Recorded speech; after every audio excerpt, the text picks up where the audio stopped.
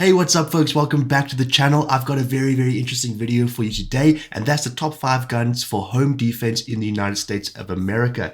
So now, based on previous videos that I've reacted to, I've gained some insights on some gun ownership stats in the US, and what I've gained is that there's more guns than people in the United States, and around 40 to 45% of households have at least one gun. So I thought I'd like to gain a better knowledge on what guns that folks usually have on them in their households, or what guns are best to have for home defense, hence this video. So without any further delay, I'll get into it. But before we start, I want you folks to make some guesses, list some guns you think would be suitable below. In my mind, I feel like, the Glock is always a favorite, maybe a shotgun, and maybe, another form of pistol.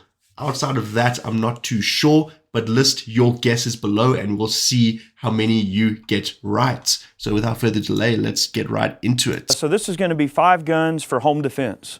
This is actually a subject that I've really been thinking hard about in terms of, what would be the ideal guns for self-defense. Because I know there's a lot of people that get a very sort of cowboy-like, attitude when it comes to home defense. They think they need a big old 500 Magnum revolver or 50 Action Express Desert Eagle or something like that, or some kind of big scary gun because that's obviously a better home defense gun. When really home defense is best looked at from a few different areas. One is your mental attitude, okay, your mental fortitude as well. You need to have a good mental attitude about the situation and how to deal with the situation. You have to use the right firearm for the situation, and you have to have the right combination of ammunition for the firearm you choose, so that you know that in any situation you're going to be able to safely defend yourself, your home, your family, what have you. So it really depends on your defense needs. These particular guns I've selected because they meet, in my opinion, the most generic form of defense needs for the average household here in the U.S. In other parts of the world, I know some of you guys don't really have the ability to defend yourselves in your homes, without, seeing some kind of legal action or getting in trouble or anything like that. But many places in the U.S. here, for the most part, we can defend our homes using firearms. With that Okay, so basically he's saying that different guns are suited for different situations, and I can definitely see where he's coming from. If an intruder is pretty much right in your home and he's ready to attack, maybe a bulky gun might not be the best suited gun for that need. You might want something quick that you can draw and defend yourself.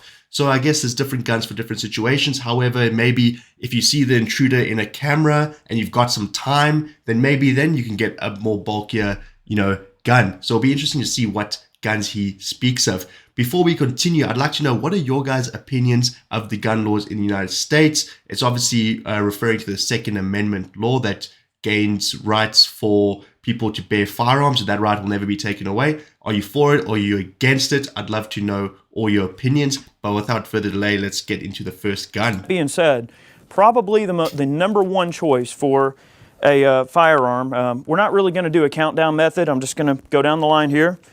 We've got a Maverick 88, and of course this is just a 12 gauge shotgun. This particular one is a 6-shot.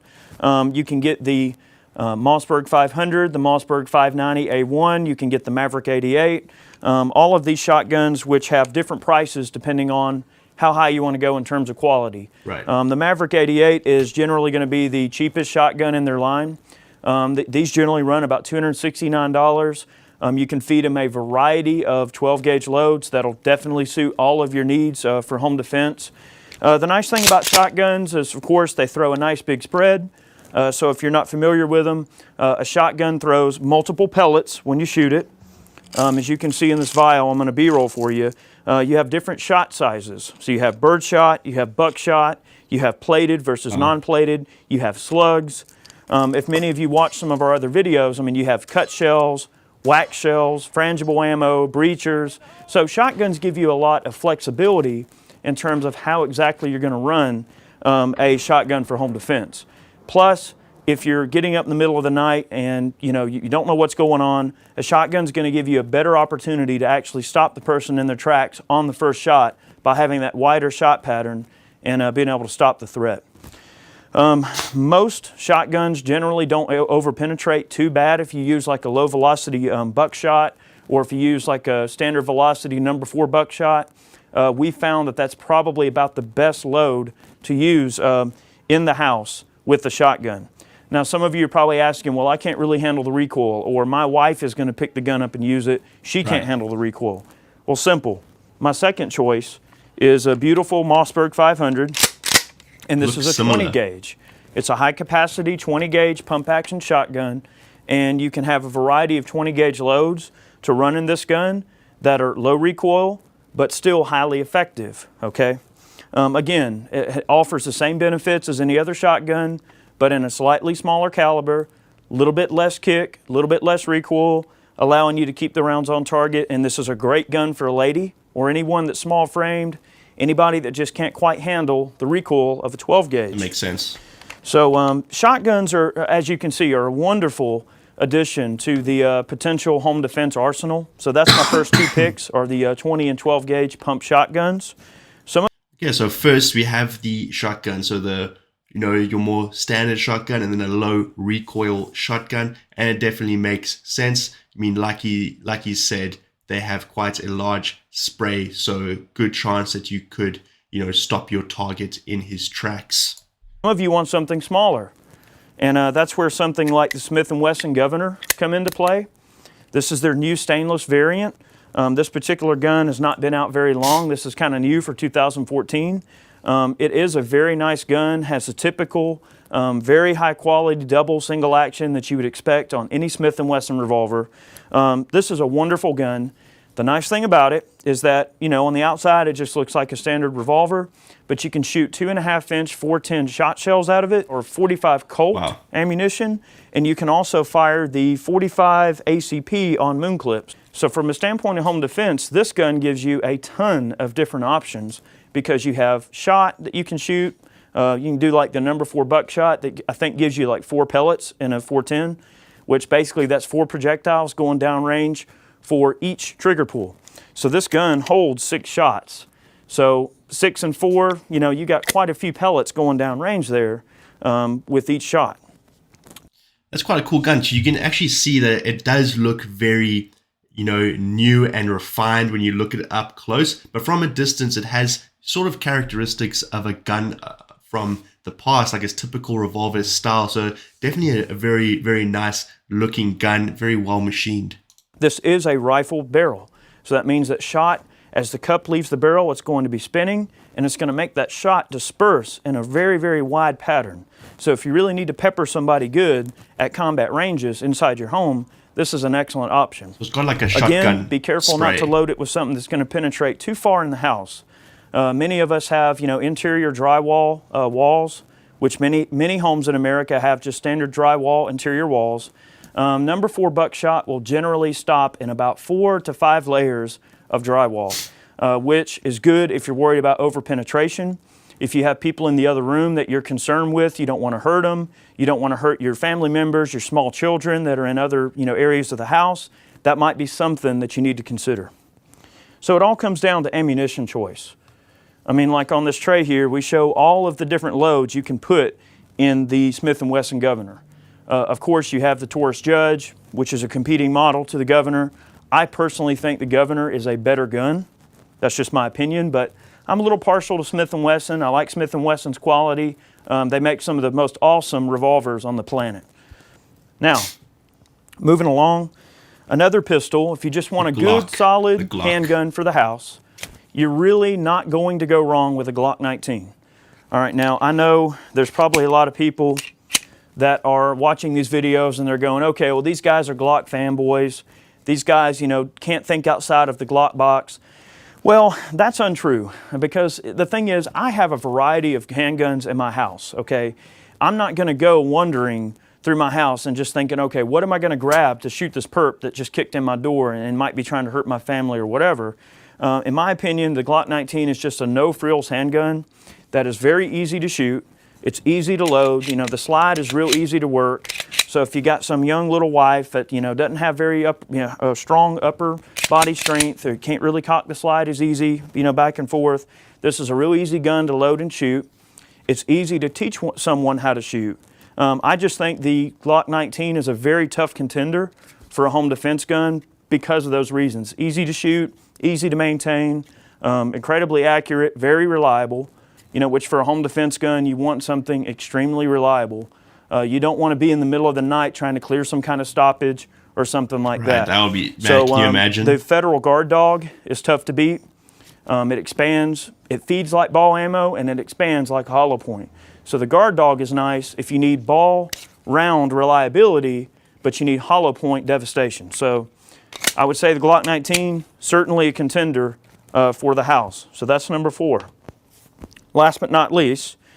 Yeah, so the Glock seems like one that if I was to have a gun in my house, that might be a strong contender, very easy to use, easy to load up, and then easy to grab. You don't know what's going through your mind during those situations. It's a very scary time, and some people are more composed than others. You only really know how composed you are when you're in that situation. So I think the Glock is a pretty easy gun to use given the stressful situation. Chris Vector, man. Wow. Now I know a lot of people look at this gun and I was not expecting this gun as a typical home defense gun. This one looks hectic, man. I think, wow, it's really crazy looking. It's really obscure or whatever. I've been doing a lot of work with the Chris Vector, in recent years, and I think it is a fine firearm. The bolt throw is really short.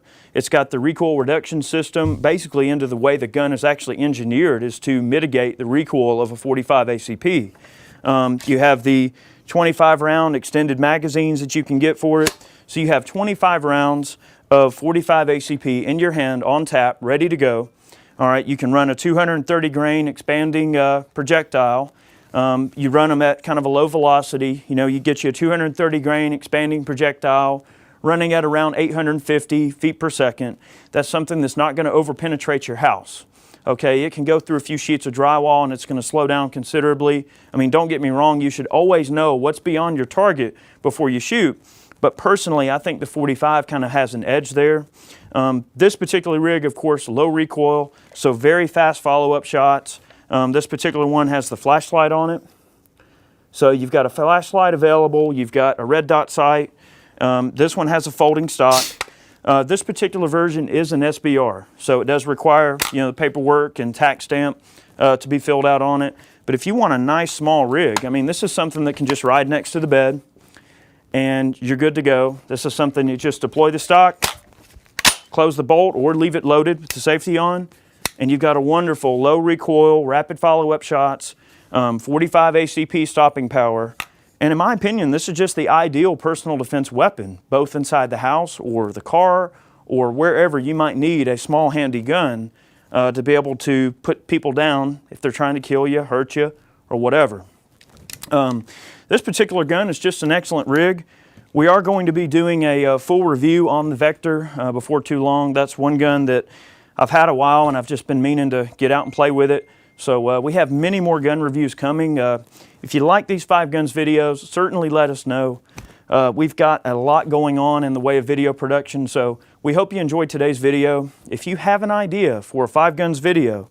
Okay, so those are the 5 guns best suited for home defense. I feel like the final one that he mentioned, despite having all the good qualities that he laid out for us, would not suit me. I'm not used to handling firearms in those situations, so I feel like that one might be a bit too bulky and a bit too hectic for me. Maybe with some experience it wouldn't be. So maybe I'm leaning towards the Glock. But folks, let me know, do you own firearms in your home? And if you do, which gun do you recommend? Was this video quite educational? Was it a good summary of the guns that you could own in the home? Or would you recommend some other ones? I'd definitely be interested to hear. I always appreciate all of your comments. But folks, that's all I have for you today. If you did enjoy the video, please remember to like the video and subscribe to the channel. It definitely helps a lot. But until next time, I hope you have a good one. I'll see you when I see you. Cheers.